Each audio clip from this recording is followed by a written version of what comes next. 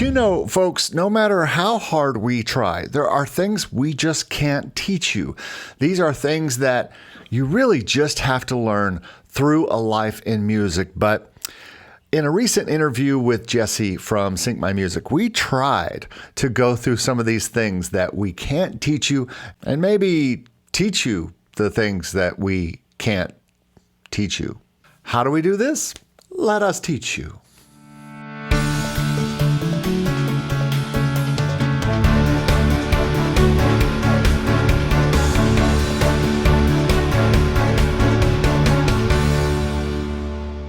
Hey folks, if you're new to this channel, you might not know about some of the free stuff that we have at makemusicincome.com/free. Just free stuff.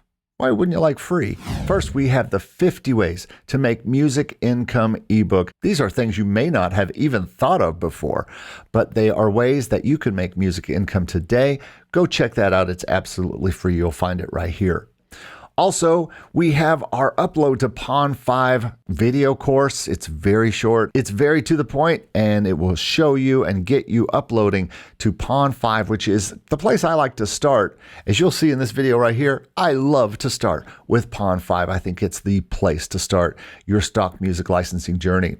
I also have a free research paper, and only I would write a research paper like this, but I did this for my master's, and it's called The Ubiquitous Style, Form, and Instrumentation of Corporate Stock Music. Yes, I wrote this as a final paper for my master's, so you might want to check it out. People seem to think it's interesting. And then finally, if you are really looking to get your music to the stock music libraries, we also offer The Stock Market, where, why, and how to submit your music to stock music licensing.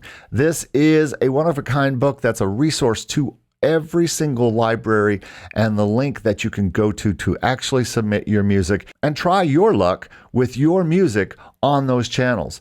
There's no guarantees in this business, folks, but you can't win if you don't try, if you don't start to put your music out there. And I think these are some great ways to get that going. Okay, so let's transition now to our interview with Jesse about what we can't teach you. What are the top non-musical things that you find that you can't teach people?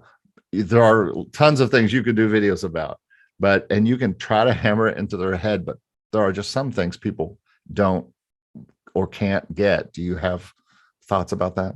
Yeah, I actually am going to put out a video on this very topic, and I was doing some reflecting on, after I've coached thousands of producers at this point, and some are doing well and moving on, and that's a very small number of them. I'm talking 3 to 5% of them are moving on and making this a substantial part of their income, and they're on their way to doing it full time.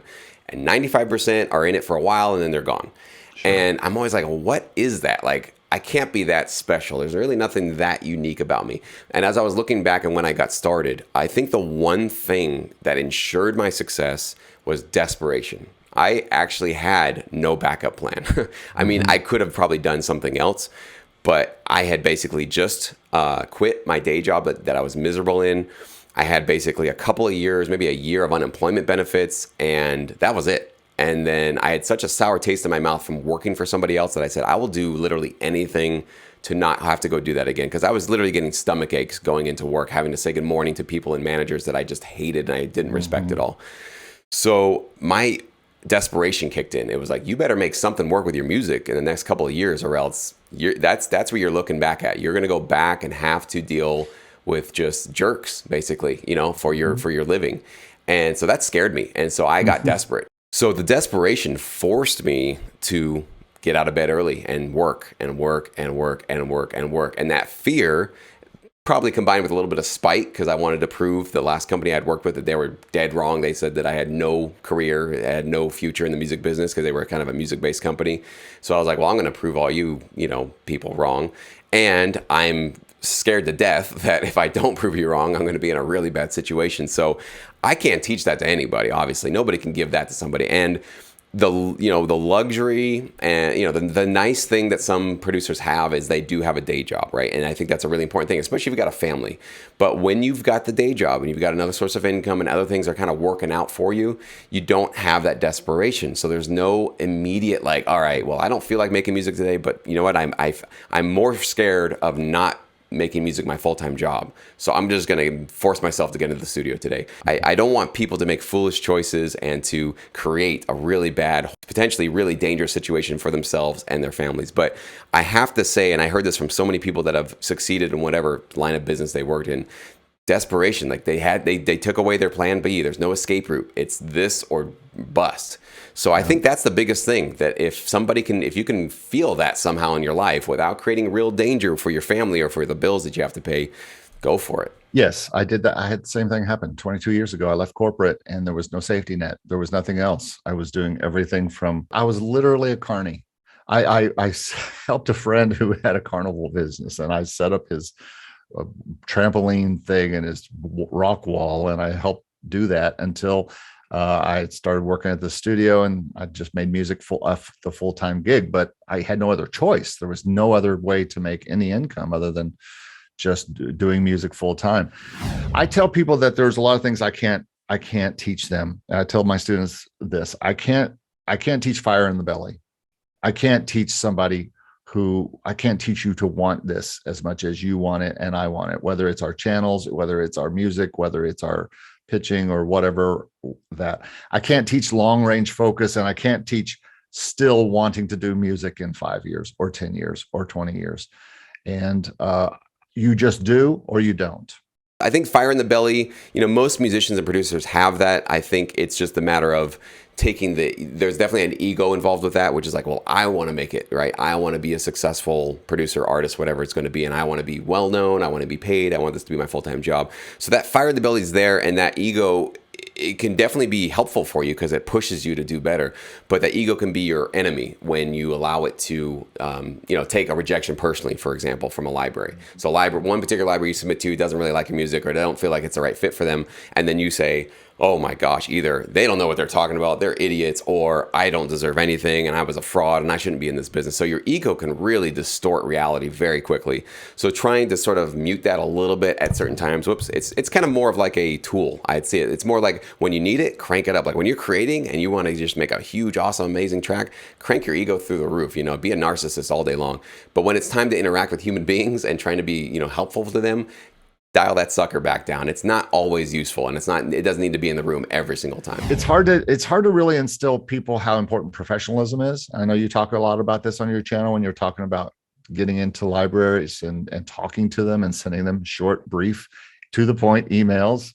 Professionalism, I think, in many ways can be taught. Obviously, social skills are kind of something you learn as you grow up. So if you're already an adult and you've got poor social skills, I don't know how much of that can be fixed. I think you can basically just get out of your own way, probably. I think like what Eric, like you just said, the best thing you can do is be brief, be right to the point. It's the biggest thing that I see, the biggest mistake when I get emails that are like, just long paragraphs. I'm like, I know that they're just trying to share with me their life and what's going on in their background, but like what you're asking is my time, which is the most valuable asset I have, right? Money comes and goes, music sometimes great, music whatever, relationships here and there. Time is just going. I'm losing time every single day, and I can't replenish it.